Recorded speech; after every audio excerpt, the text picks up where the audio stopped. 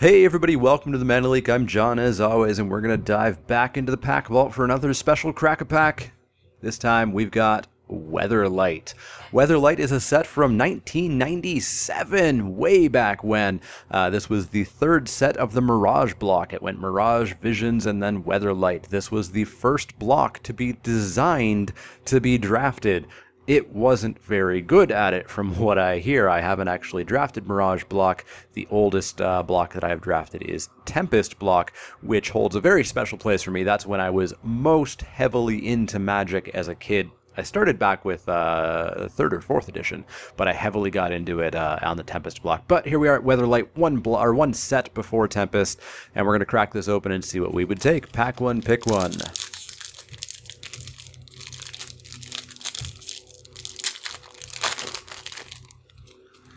And of course, this is also before the expansion symbols told us what rarity the cards were. So I'm not necessarily going to know what the rare is in this pack. But first up, we have Gaia's Blessing.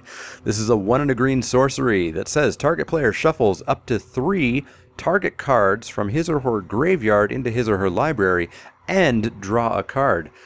That seems pretty darn okay to me. It's not first pickable, but that seems pretty darn good to me. It's, it's not going into your hand, but it is 3 cards for 2 mana, plus it cantrips. Yeah, I think I like that card. I'm not going to take it highly, but I like it. Next up, we have Cinder Giant. Cinder Giant. This is a 3 and a red giant. It's a 5/3 for 4, so it's got to have a drawback. It says, during your upkeep, Cinder Giant deals 2 damage to each other creature you control. That's a bit of a downside. I would take 2 damage to my face for this guy, I think, but I don't think I want to be taking, or I don't want all my creatures to be taking 2 damage, especially in a red deck where I'm probably going to have a bunch of teeny tiny creatures. So I think we'll pass on Cinder Giant probably.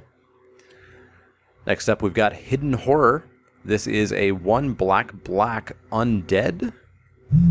Yep, undead. That's probably got a different creature type on it nowadays. It is a 4/4 for 3, so it's going to have a drawback too. When Hidden Horror comes into play, choose and discard a creature card, or bury, which was now called Sacrifice, Hidden Horror. So you have to discard a creature card. That doesn't seem that bad to me. To get a 4/4 on turn 3, and I can discard some crappy little creature out of my hand. I mean, yeah, obviously sometimes I may not have it. My only choice may be a better creature, in which case I just simply won't play this. It'll be a dead card. But I think this seems fairly versatile, I think. It doesn't seem, horrifyingly bad to me. I still don't think I would take it super highly, but it seems okay to me, I think. Maybe I'm just misjudging that entirely. Next up, we've got Heat Stroke. This is a 2 and a red enchantment, and Quick Check says that this is the rare of the pack. It's not a valuable one, unfortunately. So it's an enchantment, and it says at the end of each combat, destroy all creatures that blocked or were blocked this turn. So basically, you put this down when you're on the aggressive sort of side of things, and you're just going to try to kill off a bunch of their creatures every turn, ideally. But of course, this is on the board. Your opponent knows it's there. They're going to just take the damage when they need the creatures to survive. They're going to have those creatures again next turn if they need to throw them away that turn. It's going to hurt you if your opponent in any way stabilizes and starts attacking you. So it just seems too sort of high variance for me to take this. All right, next up we've got Benelish Knight.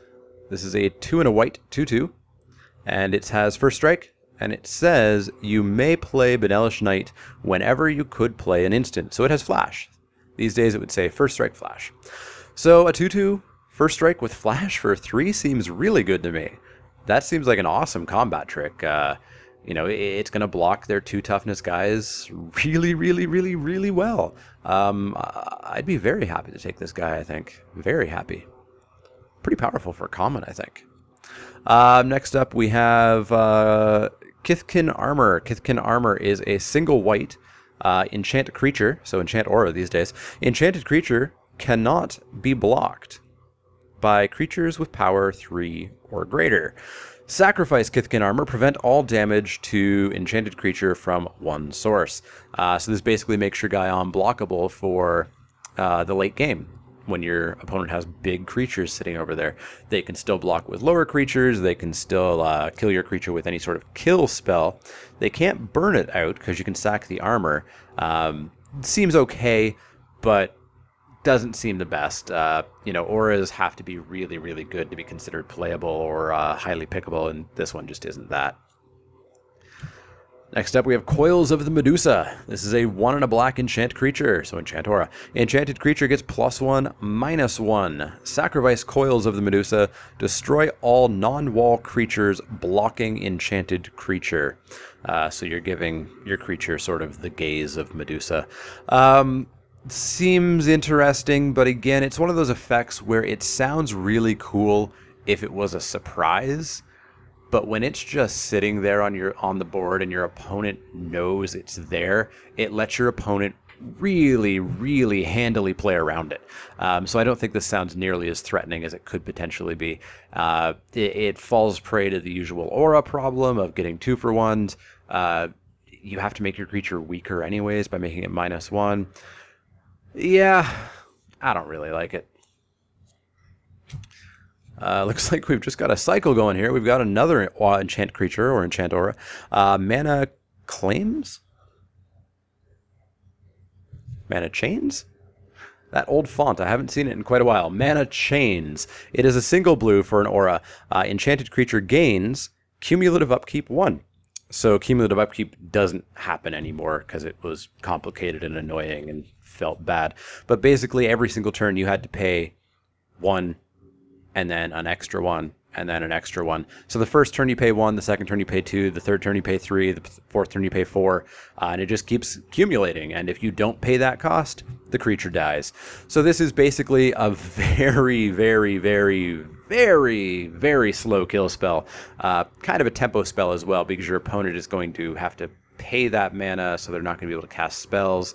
But of course, unless you put this on their super awesome bomb, they'll probably just let it die rather than take that big of a tempo hit. And if you do put it on their big bomb, you're probably looking at turn 6, turn 7, turn 8, giving them many, many, many, many turns in which to keep paying the cumulative upkeep while they hit you with their big bomb creature. So ultimately, this shit just seems like it's way too slow, or alternatively, way too low impact to be useful at all, I think. Next up, we have Heavy Ballista.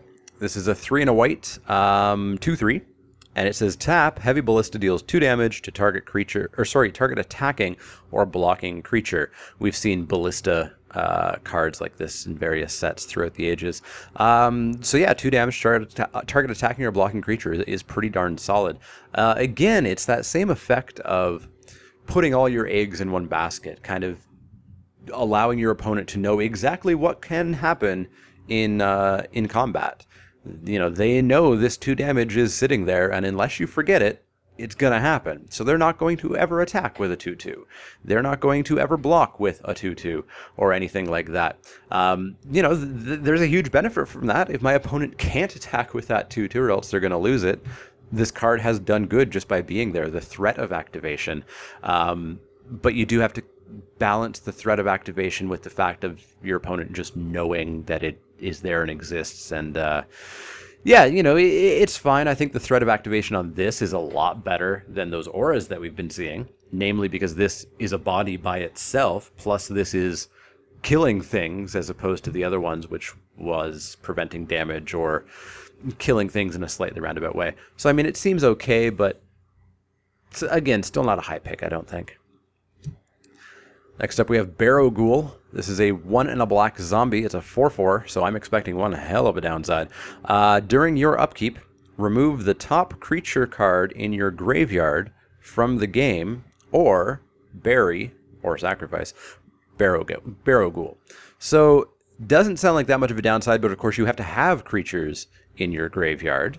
And if you don't, then this guy has to be sacrificed, making this more of a late game card. This isn't a card that, unless you're playing some sort of self-mill or discarding creatures or something like that, this is not a 2-drop.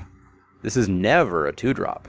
This is going to be a 5-drop, a 6-drop, where a 4/4 is going to make more sense in the game, be much more expected, and also potentially be more easily dealt with. So I think this guy definitely seems a bit more powerful at very first blush, and then kind of falls off from there. Next up, we've got Uktabi. Is it Uktabi? Yeah, Uktabi Afreet. This is a 2-green 5/4 with cumulative upkeep green. So you have to pay 1 green, and then you have to pay 2 green, and then 3 green, and then 4 green. That's 4 green mana, not 4 colorless 1 green, 4 green. You get what I'm saying. So basically, this is a card that's going to get more and more and more expensive. It's a 5/4 on turn 4, which is very, very, very powerful back in the day. Would be fairly powerful these days too. So it has to have that, super restrictive cumulative upkeep there. Ultimately, I think this isn't quite as good as it could be because there's nothing else on the card. There's no trample, there's no flying, there's no nothing. So this is just going to get chump blocked until you can't pay the cumulative upkeep anymore. So seems okay. I'd probably put it in a lot of my green decks, but it's nowhere near a high pick. Next up, we've got Fit of Rage. This is a 1 and a red sorcery. Target creature gets +3/+3 and gains first strike until end of turn.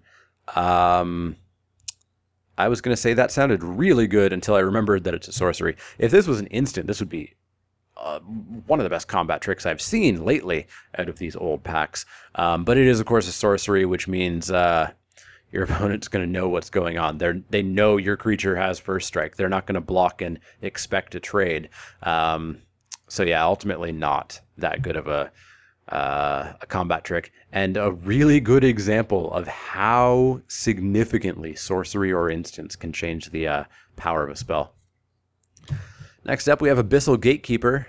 I used to play this card a lot. I can't remember what it does offhand, but I used to play it a lot in my black decks as a kid, probably because it's all I had. 1 and a black for a Gatekeeper. That definitely has a different creature type these days. So it's a 1/1, a 1/1 for 1. If Abyssal Gatekeeper is put into any graveyard from play, each player chooses and buries or sacrifices a creature he or she controls. So basically, when this thing dies, everybody sacks a creature.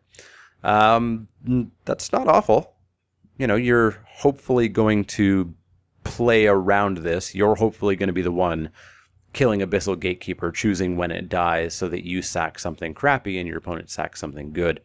Has the potential to kind of go south on you, but you just have to play smart with it. I think I actually like this card. I like it a fair bit, I think. I see why I played it as a kid. Not sure how it would be in this format. Of course, back when I played Magic, it was just full-on casual kitchen table Magic. There was no standard or type 1 or type 2 or anything like that. So probably not awesome, but I do like this card, I think. Next up, we've got Nature's Kiss. This is a 1 and a green enchant creature. It says pay 1, remove the top card in your graveyard from the game. So you do have to have a card in the graveyard. Enchanted creature gets +1/+1 until end of turn. So basically, you're giving your creatures. I don't know if this has a name. It's good fire breathing. It's +1/+1 instead of +1/+0. And all you have to do is remove a card from your graveyard, which generally is not that high of a cost at all. Now, eventually you're going to run through the cards in your graveyard. You're not going to have anything else to play to pump your creature with. But ultimately, this seems like a fairly okay aura. A little bit high in variance, but not too much. Still not enough to be first pickable, I don't think. And then finally, we have Cinderwall. This is a single red 3/3 wall. If Cinderwall blocks, destroy it at end of turn. So it's a single-use blocker, which does not sound very good. And is that like a little, some sort of gopher man being burned by the wall of cinders? Or Cinderwall, rather. Yeah, it's a single-use blocker. That's not very good at all. That's not very good at all. Maybe it prevents your opponent from attacking for a few turns because it's a 3/3 on turn 1, but ultimately it's going to get to a point where your opponent just doesn't care, and this card probably didn't do you much good, so not something I'm overly interested in. So I think I'm looking at Benelish Knight or Hidden Horror. So Hidden Horror seems fairly high powered because it is a 4/4 on turn 3 that all you have to do is throw away a creature card. You could throw away something like Abyssal Gatekeeper. You could throw away anything that's worse than a 4/4 on turn 3 and be pretty happy with that trade, with that cost. Benelish Knight, however, just seems super, super, super powerful in any sort of white aggressive deck. 2/2 first strike flash. I don't even know if that would be common these days. I feel like that might even be uncommon. Let me just check. I believe that's a common in this set. I think the first 3 cards we did were uncommon. Yeah, it's a common card. But it seems like the pick to me. I'll take this and I'll go some sort of white weenie kind of strategy out of this pack. But yeah, definitely let me know what you would have taken if you've drafted Mirage Block, if you have experience with this. Of course, Weatherlight would have been the last pack that you opened, so this wouldn't ever be pack 1, pick 1 usually. But that's what I would take if you have experience or you would take something different. Definitely let me know. Even if you don't have experience, let me know what you would take out of this pack. But as always, if you have any questions, comments, or suggestions, you can find me on Twitter at the Mana Leak. That's L-E-E-K, like the vegetable, not the card. And you can also find me on Facebook at facebook.com/themanaleak. You've already found me here on YouTube. You've got the comment section down below, and if you like the videos, you should click those little thumbs up icons and let me know that you like the videos, let the world know that you like the videos, and keep those videos rising up through the ranks. As well, if you haven't subscribed to the channel, you should. There is a button below each video and one in the outro of each video. That will keep you posted on all the latest Crack-A-Pack Tuesdays, special Crack-A-Packs, Wacky Wednesdays, Spiky Saturdays, and any other special videos that pop up here or there. But as always, if you have any questions, comments, or suggestions, let me know. Otherwise, I'll see you all next time.